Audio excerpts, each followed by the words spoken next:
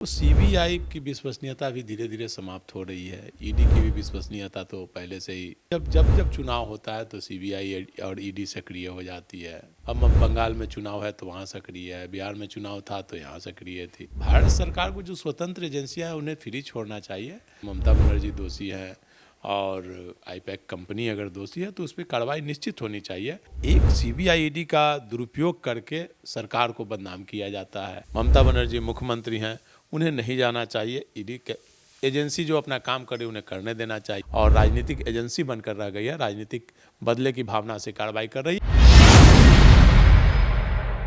पश्चिम बंगाल चुनाव जंग की लड़ाई आखिरी मोड़ पे पहुंच चुकी है। अप्रैल या मई महीने में पश्चिम बंगाल में विधानसभा के चुनाव होंगे।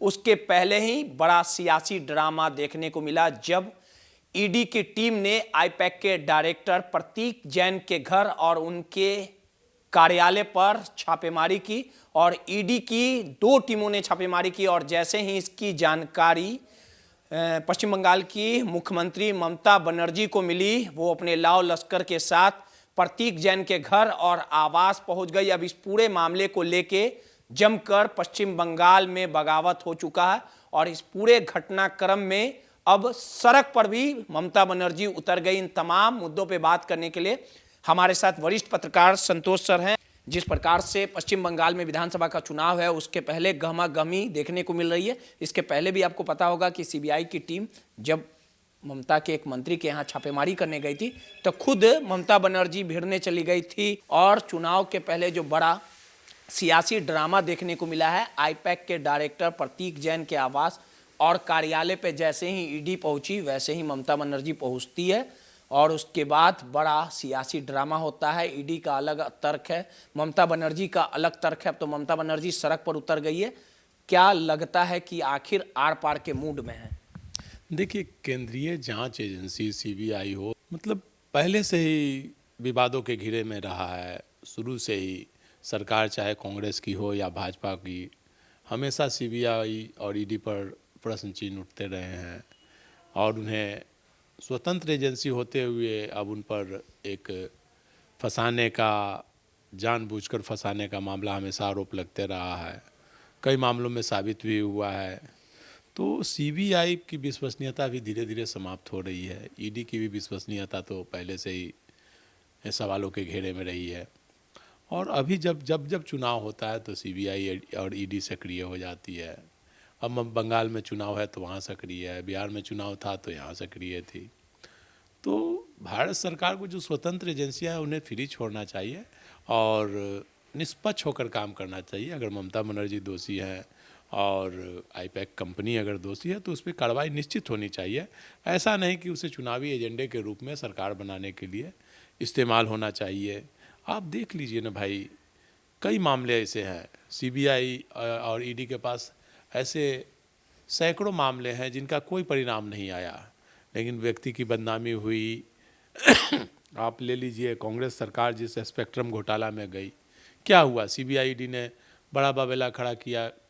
मनमोहन सिंह की सरकार चली गई, देश में अन्ना हजारे आंदोलन किए, केजरीवाल ने आंदोलन किया, फिर किरण बेदी, पूरे देश में आंदोलन हुआ। मतलब स्पेक्ट्रम घोटाला और दूरसंचार घोटाला, कितने घोटालों को लेकर के, और देखिए सारे घोटालों में अब जा कर के लोग बरी हो गए, कोर्ट से बरी हो गए। तो एक सीबीआई ईडी का दुरुपयोग करके सरकार को बदनाम किया जाता है। मतलब कई संस्थाएं हैं, मीडिया भी इसमें अहम भूमिका निभाती है। तो इस तरह की कार्रवाई नहीं होनी चाहिए। चारा घोटाले में जेल में रहे हैं, सजा हो गई उनकी, संसद की सदस्यता चली गई, अभी और एक आध मामला बचा हुआ है। तो चारा घोटाला चल रहा था, अब देखिए 77 से चल रहा था। लालू यादव 90 में मुख्यमंत्री बने। मुख्यमंत्री बनने के बाद उन्हें जब पता चला 94-95 तो उन्होंने केस किया चारा घोटाला के मामले में, एफआईआर करने का आदेश दिया, एफआईआर करवाया और सबने मिलकर उन्हें ही, सीबीआई और ईडी के माध्यम से उन्हें ही सजा हो गई। जो केस किया, आज से उससे पहले किसी ने केस नहीं किया और उनको हो गई सजा। तो कहीं ना कहीं सीबीआई और ईडी का दुरुपयोग हो रहा है। मतलब उसके बाद आप ले लीजिए, अभी रेलवे मामला आ गया, रेलवे में नौकरी का मामला, ज़मीन के बदले नौकरी का। तो चलिए, रेलवे में मंत्री थे, उन्होंने नौकरी दी। अब तो उसमें तेजस्वी यादव कहाँ, तो नाबालिग थे उस समय जब लालू यादव रेल मंत्री थे। 2004 से 9 तक तो नाबालिग थे, तो उस समय उनको उस मामले में फंसा दिया गया। फंसाने की ही बात आएगी भाई, न्यायपालिका तो वही करती है जो कागज रखा जाता है, जो व्यथी रखा। आप लीजिए ना, उदाहरण लीजिए ना, लालू प्रसाद को जेल हो गई, अब इस मामले में तेजस्वी को हो जाएगी, और अनंत सिंह साधु बन गए, अनंत सिंह को भाई बरी हो गया, जो कि एसपी ने पकड़ा था हथियारों के साथ।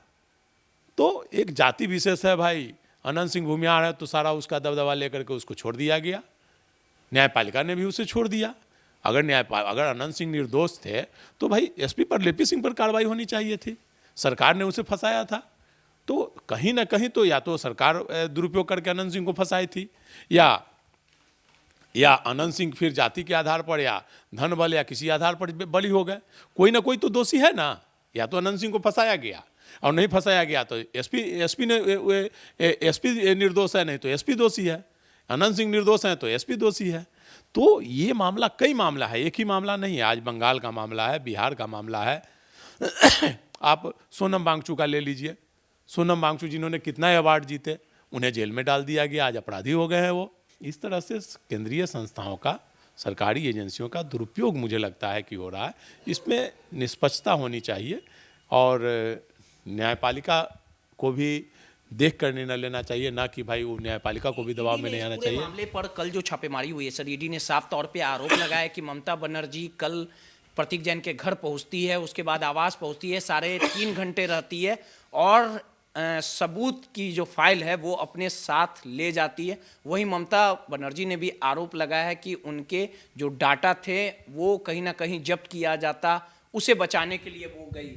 देखिए, पूरा प्रकरण क्या है? देखिए, मैंने वही ना कहा कि ईडी ने छापा मारा, वहाँ ममता बनर्जी पहुँच गई। ममता बनर्जी मुख्यमंत्री हैं, उन्हें नहीं जाना चाहिए। ईडी के एजेंसी जो अपना काम करे उन्हें करने देना चाहिए, ममता बनर्जी को वहाँ नहीं जाना चाहिए। अब उनका कहना है कि भाई उनकी पार्टी की गतिविधियाँ थी, सारा कैंडिडेट का था, तो इसलिए वो गई। तो वो अपनी जगह पे, ममता बनर्जी सही है, ईडी का अपनी जगह पे सही है। तो चुनावी कार्य को प्रभावित करने के लिए इस तरह के मामले, आप देखिए ना, बिहार चुनाव से पहले, चुनाव घोषणा होने से पहले तेजस्वी यादव और उसको दिल्ली कोर्ट में उन पर मामला दर्ज हो गया, दिल्ली कोर्ट में अब आरोप तय हो गया। तो ये सब चीज़ मुझे लगता है राजनीति से प्रेरित, मुझे लगता है कि कोई भी सीबीआई और ईडी मुझे लगता है एक राजनीतिक संस्था बनकर रह गई है। विश्वसनीयता थी वो समाप्त होते जा रही है सीबीआई और ईडी की, और राजनीतिक एजेंसी बनकर रह गई है, राजनीतिक बदले की भावना से कार्रवाई कर रही है। आप दीजिए ना भाई, शरद पवार के भतीजे पर भाई कितना मामला था भाई, प्रधानमंत्री, गृह मंत्री सब बोल रहे थे, लेकिन आज वो मंत्री बने हुए, कहाँ उनके खिलाफ कोई कार्रवाई हो रही है। तो इससे तो साफ सा जाहिर होता है कि सरकारी एजेंसियों का दुरुपयोग किया जाता है सत्ता हासिल करने के लिए, विपक्षी दलों को परेशान करने के लिए, विपक्षी दलों को सत्ता से हटाने के लिए केंद्रीय एजेंसियों का दुरुपयोग हो रहा है। तो इस मामले में न्यायपालिका को भी देखना चाहिए, और केंद्रीय एजेंसियों को भी अपनी निष्पक्षता कायम रखनी चाहिए, ताकि उसकी विश्वसनीयता बनी रहे। केंद्रीय एजेंसी, चुनाव आयोग हो, सीबीआई हो, ईडी हो, मतलब इस सबको अपनी विश्वसनीयता बनाए रखनी चाहिए। न्यायपालिका हो, दरवाजा खटखटाया नहीं तो आप जान लीजिए आने वाले समय में बहुत ही भयावह स्थिति होगी, विश्वसनीयता समाप्त हो जाएगी केंद्रीय एजेंसियों से। अभी जैसे कुछ भी होता है तो लेकर एक मांग करते हैं सीबीआई से जांच करा ली जाए, कुछ भी होता है तो लोग बोलते हैं कि न्याय कोर्ट में देख लेंगे, एक बोलते हैं। तो वो विश्वसनीयता कायम रखनी चाहिए, इसके लिए न्यायपालिका को भी निष्पक्ष होना चाहिए, सीबीआई ईडी को भी निष्पक्ष होना चाहिए, तभी देश और संविधान कायम रहेगा। नहीं तो देश की स्थिति भी बहुत खराब हो जाएगी। देश में भी लोगों का भरोसा जब उठेगा, देश से संवैधानिक संस्थाओं से जब भरोसा उठेगा, तो बहुत ही भयावह स्थिति होगी।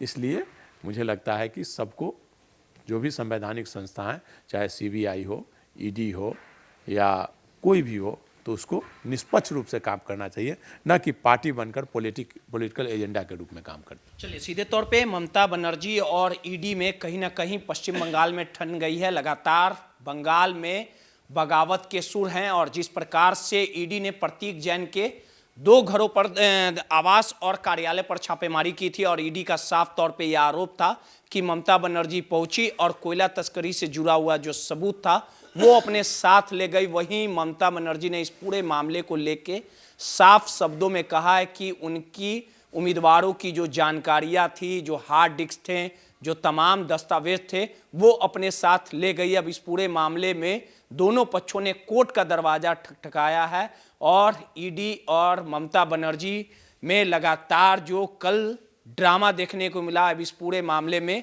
कोर्ट का क्या रुख होता है, किस प्रकार से ईडी का अगला रुख होता है, ममता बनर्जी इस पूरे मामले पर सड़क पर उतरी है, क्या कुछ देखने वाली बात होगी, है सब कुछ आने वाले समय में देखना दिलचस्प होगा। सहयोगी अनिल के साथ रोहित, माईपीडीए समाचार, पटना।